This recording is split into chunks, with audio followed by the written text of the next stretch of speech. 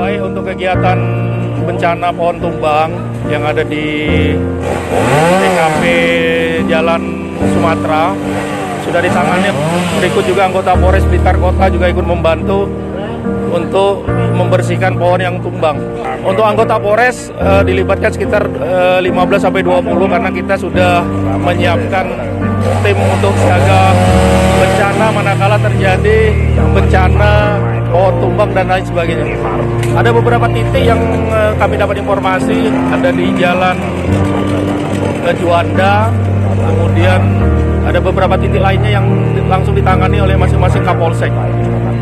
Untuk imbauan kepada masyarakat untuk berhati-hati manakala terjadi hujan angin, apabila ada pohon yang dianggap membahayakan atau rawan terjadinya tumbang, untuk segera melapor ke pihak yang berwenang untuk dilakukan pembabatan atau perampingan sehingga tidak membahayakan.